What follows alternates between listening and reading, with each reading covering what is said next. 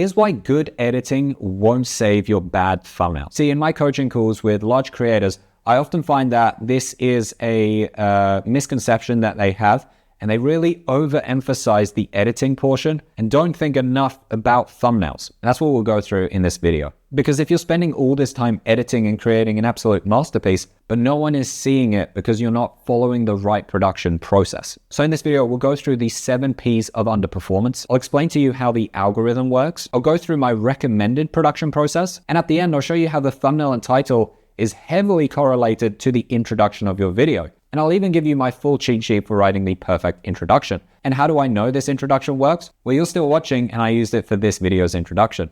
But first, let's start with the 7 P's of underperformance. So here's why good editing won't save you from bad thumbnails. I'm making a video about this because I've had this conversation with quite a few on consulting calls, and it's a very common misconception. So I want to dive into the production process, the algorithm, and a bunch of stuff in this video. So these 3 things here are the things that could be holding your channel back. The first thing is not enough people are clicking. After that is people just aren't sticking around and watching enough of the video. And then after that, we have not enough people come back. And this is the order in which I would prioritize those problems. And more specifically, in these, there are sub-stages and their order in which I would prioritize them. So your editing is the post-production here. This is how many chops and animations and fancy stuff do you do. That's problem number 4 that I would fix in this. Before that, we have pre-production. This is how much preparation do you do for the video. So for me, it's, putting together this presentation that you're looking at. That's my pre-production. So for educational videos, it's prepping your points and ensuring you have all the beats that you need for the video so you know what to cover. For entertainment though, it's just as important. If you're making a video on I traveled to Paris and at the start of the video, you're like, yeah, I don't really know what we're going to do today. Let's just have fun. That's not half as interesting to watch as you saying, hi, in this video, we're visiting Paris's 4 most important monuments, and we're going to try the best food in Paris. That's pre-production. You're preparing everything that's going to be done in the video. And most of the time, people would rather watch a video where the pre-production is really high, but you just don't edit that well. Because I'd rather watch interesting stuff happening on screen that's maybe not chopped together that well, rather than watching something chopped together really well, where you're not actually providing any value whatsoever. You could deliver the most boring information, and even if it's cut together really interestingly, it's not going to make for a very good video. Then before that, we have people. This comes down to total addressable market and some other stuff. And before that, we have packaging. Packaging should always come first in your production process, and we'll go through this later on. But the reason that this here is the first thing you do is because it's the first thing people see. People don't notice this other stuff, which I won't even touch on, before they notice the packaging. And that's because of how the algorithm works. Your new video that you post, that thumbnail and title is going to be shown first to the most loyal audience, the nerds who watch every single video that you put out. And if you have a good enough CTR and AVD, if those 2 metrics are good enough, then it will show it to a broader audience, and then a broader audience, and then a broader audience, and then broader. But it has to have a good enough CTR and AVD in order for YouTube to be like, yeah, it's worth me pushing this to more and more people. CTR and AVD really comes down to a good title, thumbnail, and intro. And we'll talk about that. So basically, if you're focusing on this bit here, the post-production, trying to edit a really good video, if they're not clicking on your thumbnail, they're not seeing this great editing that you're doing. And let's say you have really good post-production as well, and it's a really polished professional video. Let's say your retention is really, really high. That here is my retention graph. Let's say your retention graph is really, really good, but no one is clicking on it. Your CTR is really low, this bit here. Then YouTube's like, well, I'm not going to show this to people because no one wants to click on it. The people who do click on it, they find it really good and they love the editing and they love what you're doing in the video, but no one's clicking on it. So what's the point of me showing it to more people? And by understanding this, you need to change your production process. So this here is my 5P production process, and this is the order in which I would recommend you going about producing videos. The first thing you do is come up with your idea, title, and thumbnail. That's because that's the first thing people see, and that will be the thing that decides on whether they click on the video or not. After that, you want to ensure that you work on a really good introduction and coming up with the different beats in your video. And if you have a CTA, then thinking about that as well. Because again, we're going in order of what people are seeing. So first they see the thumbnail, then they see the intro. Because that's the first thing people see, That's the first thing we prioritize. So after you've come up with your packaging and you've done the preparation of the beats and the intro and all of that, then you can hit record. And what most people do is they hit record, then they edit because editing is fun. Then after editing, they're like, oh yeah, I need to find an intro from this.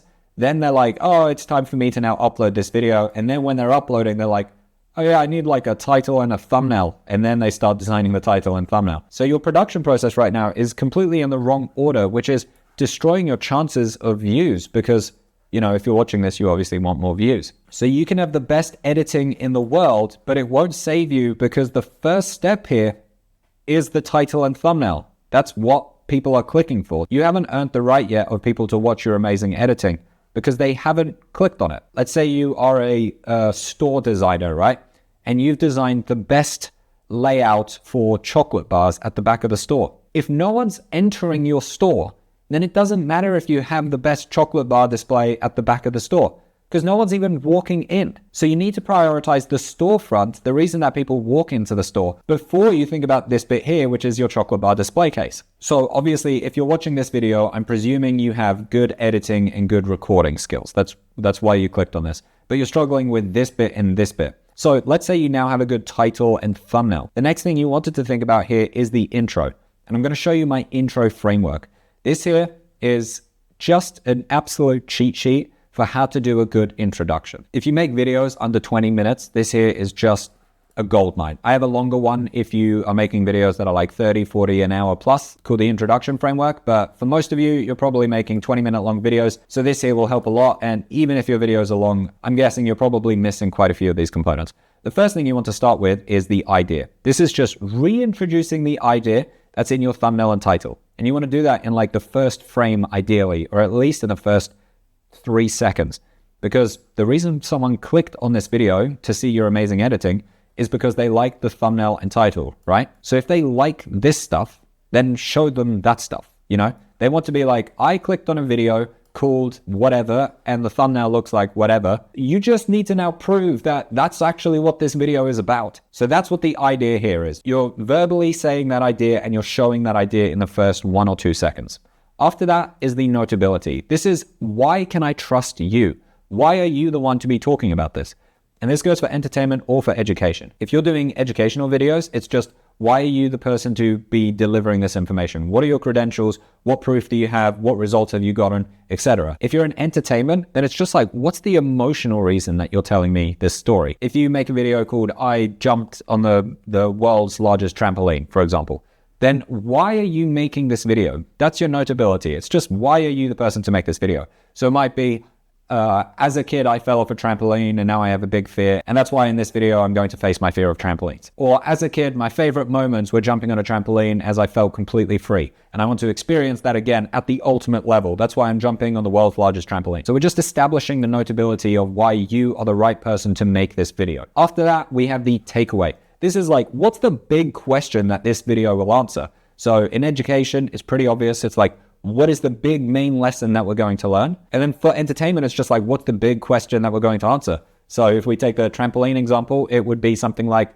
and I'm going to answer, what is the highest you can jump on a trampoline? You know, that's like the big question that we're sticking around for. The next step here is the risk. And this is really, really important just for establishing some like stakes to the video. Like, why does it matter if this takeaway is achieved or not? So that education, if the video is how to clean your glasses properly, and you're thinking, oh, this is a pretty low risk scenario, even this, you know, has some risk to it. And if you don't clean your glasses properly, you might actually destroy the lenses. And this is even the case for large, expensive glasses brands. Okay, now we've established some risk. Or if we take the trampoline example from before, and when I'm trying to bounce on the world's tallest trampoline, then I might fall off and I'll break my legs. Okay, cool. We've established a risk here in the scenario. The next thing, this is really important, is the open loops. The reason the open loops is important in the introduction is to help with the takeaway. If we just have the takeaway and we don't open some more loops, people are just going to skip to the end of the video. If you want to know how high I can jump on this trampoline, you're just going to skip to the end here. And what will happen is our retention graph will look like this and then spike at the end. We don't want that. We want people sticking around for the entire journey. And for that to happen, we need to establish open loops that will be answered throughout the video. So for education, it's ensuring you have different beats. So for this video, I have all of these different beats here. These are reasons to stick around for the whole thing. You're learning one thing and then another and then another. But for entertainment, there's whatever you're doing, there's going to be different things that need answering. How do I find the world's tallest trampoline? Do I need to train for it? How much does it cost? Etc. There's all these questions, and you just want to state those questions in the introduction, because now one question will be answered here, one question will be answered here, and one here, etc. So as you can see, your introduction and your packaging, aka the title and the thumbnail, they are such an instrumental part of the YouTube process. That's why it's the first thing that you should think about. No one will see your incredible editing if they first don't see your intro, and then before that, they need to see the title and thumbnail. That's why we're working in that order. If you want one-on-one help with your thumbnails and titles, you can apply for a coaching call below. Or if you want my full packaging playbook, you can get that link below. That includes my title masterclass, my thumbnail masterclass, and my full thumbnail design process.